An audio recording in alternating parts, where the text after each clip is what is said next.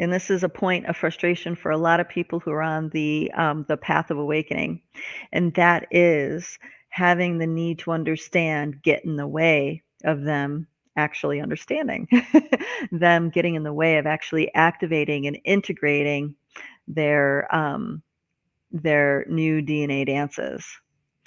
And I say this because logic and reason is an art, it's a mystery school brought forward by different philosophers, famous ones, one being Pythagoras with the math school of ancient, I think it was Greece.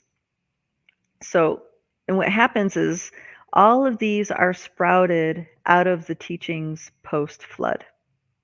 So they all have a inception to them that keeps us narrow, our perceptions in a bandwidth.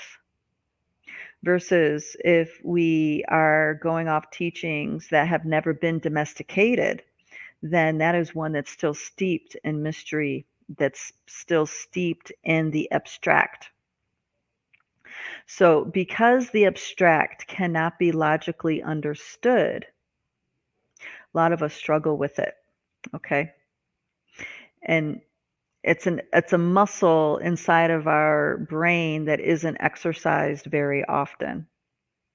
So our conditioning is what requires us to have a linear understanding of things.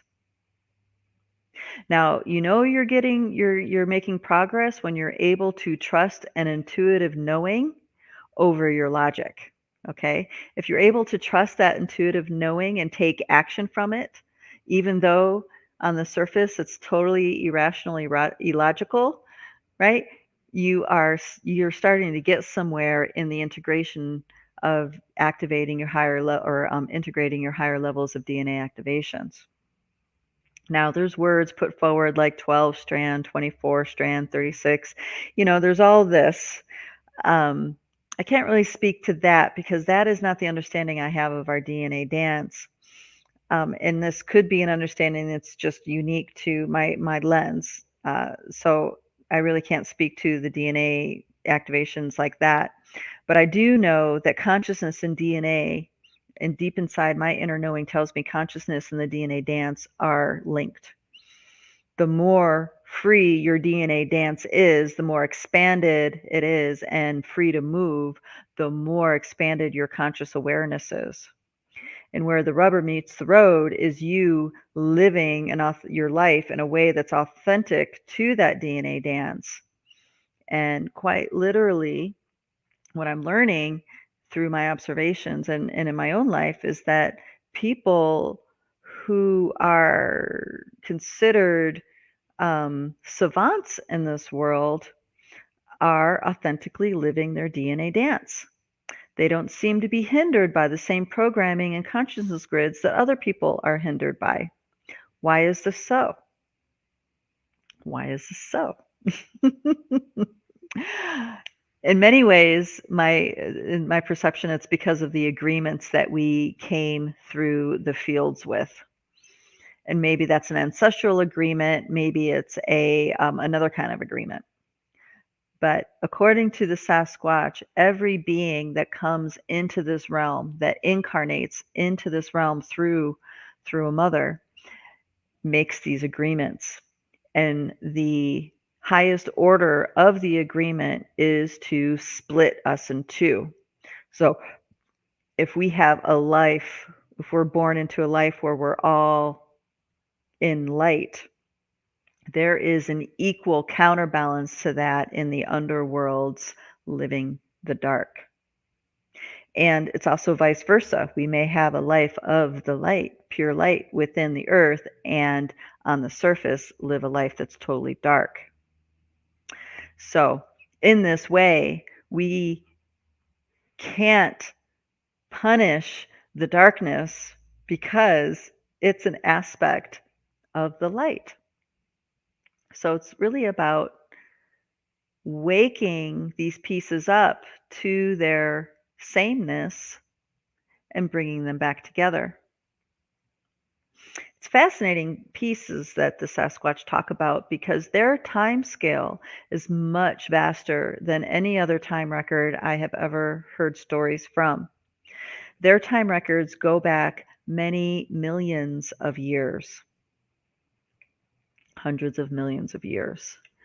And I love this because their time record is able to tell stories of time that frame things up for the here and now in such a way that it liberates one's perception or one's hooks and drags in the polarity field.